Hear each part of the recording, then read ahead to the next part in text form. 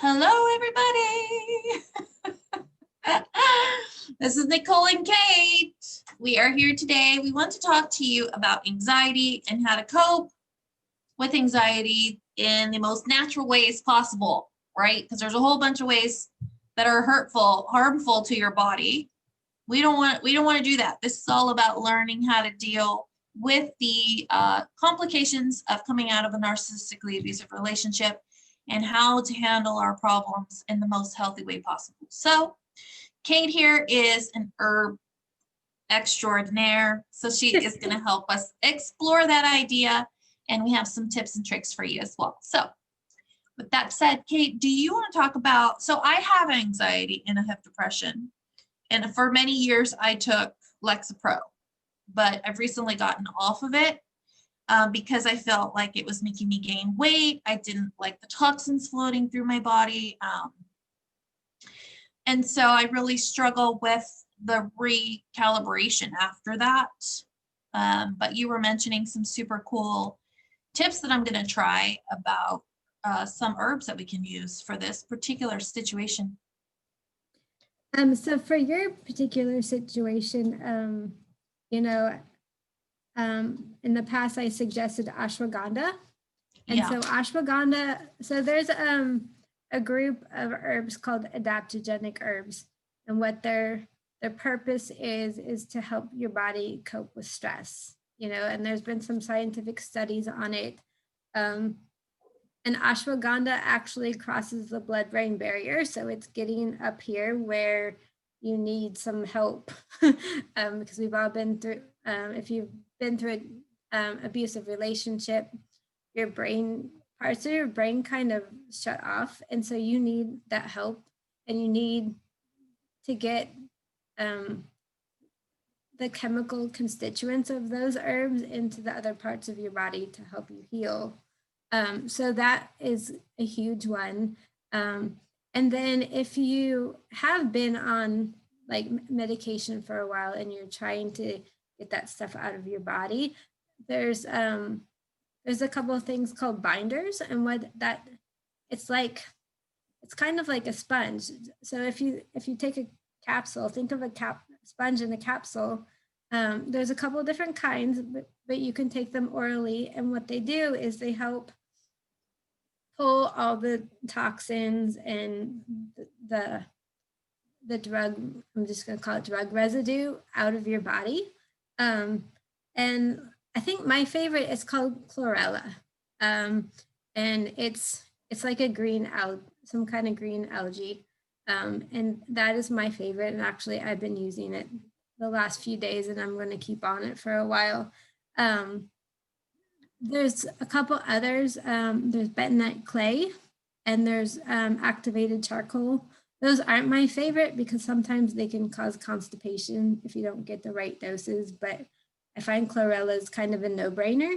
So, if you love no-brainers. I mean, just keep it simple. We don't need to add to the complications. So, as far as I know, it's incredibly safe. I mean, algae has iron and nutrients in it. So not only are you helping get stuff out, you're also kind of contributing some good stuff as well. So that is one of my favorites. Can I say something really quickly about ashwagandha? Because I tried that, right? And so ashwagandha works for me. It does help me with my anxiety symptoms. But I also found out that you can take quite a bit of it. So you can play around with the dosage to see maybe you need a little bit more certain days or after you eat certain foods. Like our bodies are so complicated. I think it takes time to play around with what works for your particular body, right? Yeah, for sure. It's like, like I always suggest to people, start with a low dose, like depending on how you're using it. Like if you're using capsules, I like the tinctures, they come in like the little dropper bottle. I like those because you can really adapt that. You can start out with one drop, you can start out with what it's on the bottle, but I always suggest, start low and play around with it and build it up, and it might take a few weeks to feel something. We're all different. Mm-hmm. Yeah, so like, and also there's other adaptogenic herbs. I think another good one that could benefit you a lot is called rhodiola. But there's a list of them and they're all great. And I think a lot of them do the same thing, but they all have their different specialties. That's so awesome. Yeah. So going back really quick to the binders, do you take that with the ashwagandha as well, right? So I take ashwagandha and the chloria. It's called chlorella. Chlorella. Like Cruella de Vil. Almost. That's really funny. So I think it's kind of good to take chlorella at night. Because it's pulling stuff out. So like if you eat dinner like early mid-evening, you've got some hours for your dinner to digest and absorb those nutrients before you start taking that, to pull everything out. But I mean, honestly, like some people take it like 3 times a day. It's not going to be super ineffective if you take it after a meal. I just think it's nice to do a lot of that stuff at night because it's working while you're sleeping. So that's awesome. Yeah. So what about for sleep? Because I know a lot of people have CPTSD really struggle with sleeping big time. Right. And it's associated with anxiety as well. Yeah, so there's actually quite a few things that you can use. So I think my favorite is probably chamomile tea, or you can get it in essential oil too. I used to use essential oil, but the tea is really like what I like about some of these herbs is that, like it's pretty beneficial in tea form, and it's very soothing and it's relatively like really inexpensive and it's readily available. You can go to your grocery store and most stores have a really kind of probably daunting tea section and you're wondering like what's good, what's not, what do I need this for, what do I need that for? But yeah, chamomile tea, and sometimes you can find it with lavender, or you can use them separately. Lavender and chamomile are both great, whichever form you choose to use it in.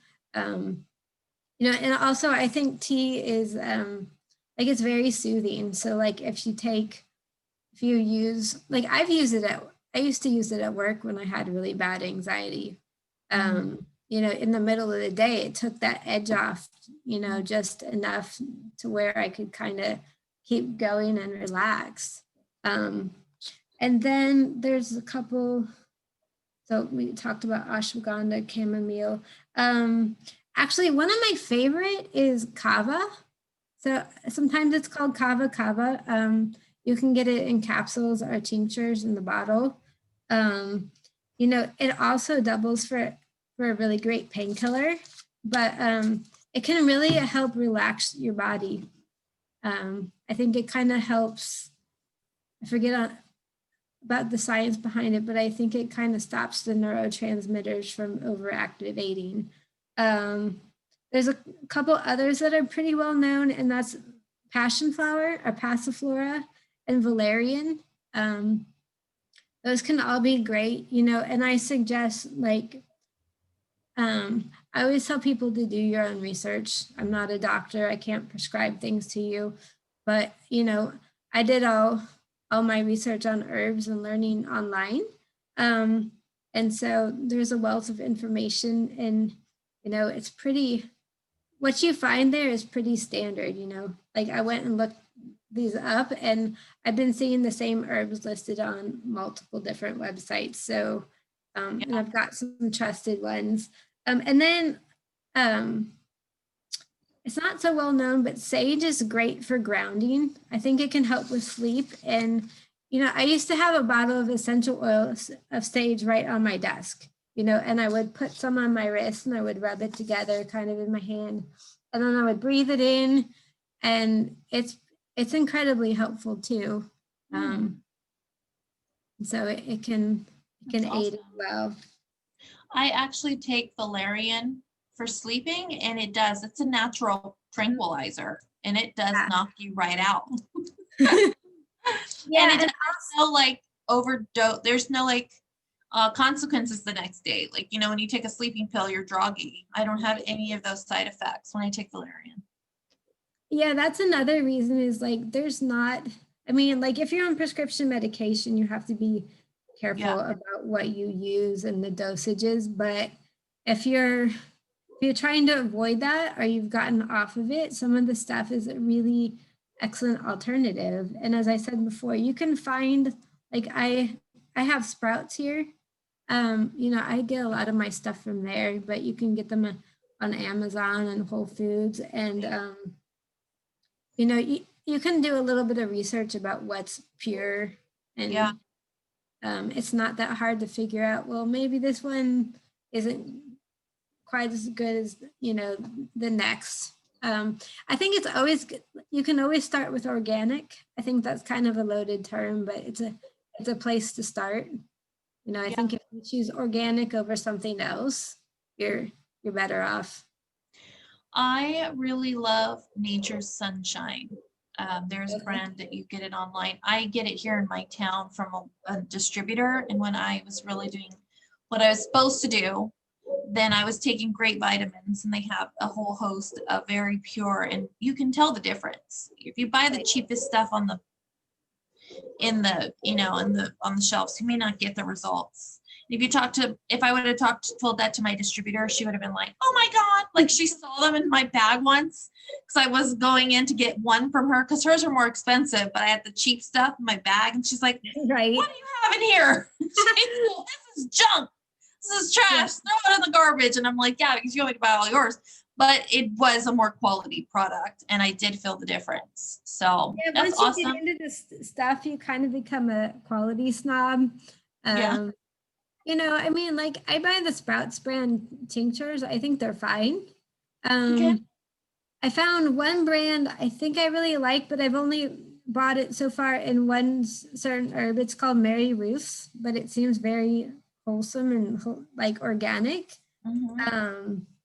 And I think there's another brand on Amazon called Hawaii or something like that. I used to have ashwagandha in that one, and I think it's pretty good. But I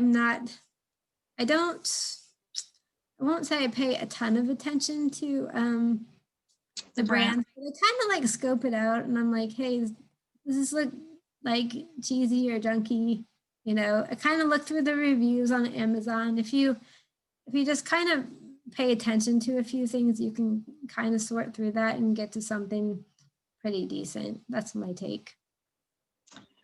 So awesome. So online on healthline.com, they have 10 really cool natural ways to reduce anxiety, and I agree with all of them. One is staying active and working out. Okay, I just have to say this. So first of all, yes, I agree. Some people say that working out is essential for their anxiety, to manage their anxiety. Like every single day they have to do something active to manage it. Otherwise they will have a horrible anxiety attack, or the anxiety comes back. And I agree. The thing I find when you're trying to overcome narcissistic abuse or just come out of like a toxic relationship, the last thing you feel like doing is working out. Come on, you want to stay in your bed and cover your head and frighten yourself into oblivion. So I think that if you just make small baby changes, I think it was you that was telling me that, like, if you just do 15 minutes a day, just walking up and down the stairs, or just moving your body in ways, every time you think about it, maybe dancing for a couple minutes while you're stirring your dinner or whatever, but just finding ways to sneak in more movement is better than doing nothing, right? Sometimes like you can do squats while have something in the microwave. Like I've said, like I've told you before, I have to get outside. Like some part of me is like, go outside, go take a walk. I do it twice a day. I think I'm up to about more or less 2.5 miles a day. And yeah, I know at certain points of your recovery, it's difficult, but if you can if you can go for a little walk around the block even, or down to the mailbox and back or whatever, every little bit helps, and then you just build on it, and after you've done it for a while. We were talking about mini habits the other day. Yeah. I started doing the stairs because they're right next to me, and I was watching my son do it. He'll do it for an hour. I know, I'm like, holy cow. But I was like, I could go down like 10 times, or I could do it for 5 minutes, or until I break a sweat, and then, I can go on the floor and do some core work for 5 minutes. I don't take too much time, but I have, it's actually a mini habit I'm finally proud of, because for the last maybe 2 weeks, I've actually done it every day, like first thing in the morning. And then it's done. It's like, I've got something in, even if I had such a busy day, I couldn't get out to walk, I've got that in. Yeah. And I think just training yourself to start a new habit and realize I've got to do this because it's important. And so it's not going to kill me, but I've got to make it a priority because I want to manage my anxiety. I don't want to feel like this anymore. Or, it's important that I don't get back on drugs, whatever it is. But by putting a price on it and reminding yourself of why it's worth the effort, helps you to make a change. Don't drink alcohol. So it says alcohol is a natural sedative. So a lot of us reach for the glass of wine or even a shot of whiskey.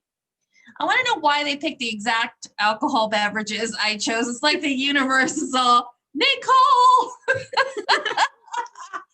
But it says that once the buzz is over, your anxiety can actually return with a vengeance. And if you start to rely on alcohol to relieve your anxiety instead of treating the root of the problem, then you could actually develop a dependence, and nobody wants that. That will just perpetuate our problems even worse. We don't want to become dependent on alcohol. Stop smoking. Research suggests that nicotine and other chemicals in cigarette smoke alter your pathways in your brain that link to anxiety. I did not know that. Ditch the caffeine, which nobody wants to do. I have to say, I used to smoke cigarettes, and I also used to drink a ton of coffee. So I'm starting to wonder, maybe that didn't perpetuate my problem. Well, I mean, I think it depends. I think we all have different tolerances for caffeine. Yeah. And actually, I think we were talking about this the other day on my Zoom. Caffeine, like from green tea, like quality caffeine, if it's paired with, I think, some other things, it can be beneficial, but just like, don't drink a pot of coffee in the morning and don't repeat it in the evening. I used to be really bad about drinking coffee when I got home from work, just so I could tend to my kids. And it's bad. And then I noticed I would get really witchy if I had it after 3. It was like, don't get near me. So yeah, like, I think we all have different tolerances, and I think it's got some benefits, but don't overload. Yeah.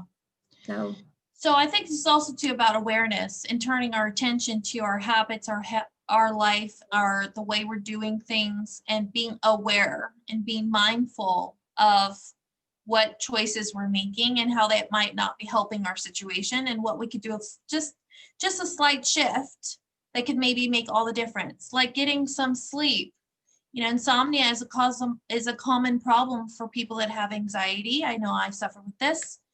So some of the suggestions they say for you to help is to not watch television before bed. I didn't realize the whole blue light thing, and how when we see those lights, it makes our body think it's daytime. So giving yourself an hour before bedtime where you have no screen really makes a huge shift for people. And keeping your room dark and cool. Also, you can write down your worries before you go to bed on a piece of paper, so they can come up and out of your body and your head. And then trying to sleep at the same time every day. What do you think about sleep, Kate? I think sleep is huge. Like, I think like I think like just in the morning, creating healthy habits early in the morning, you need to do the same thing at night. You know, like I think it's good to give yourself a window of like wind down time. Yeah, for sure. And like I know we're all glued to our devices, you know, our computers, our phones, or our email, you know, like it's our livelihoods for some of us. But I've actually noticed that I'm not at my like at an actual desk at work in front of the computer like for 9 hours a day. I notice my anxiety is completely transformed, like so much better. I'm just like, really? Like I had to leave corporate America and then like it helped. I don't recommend that for everybody.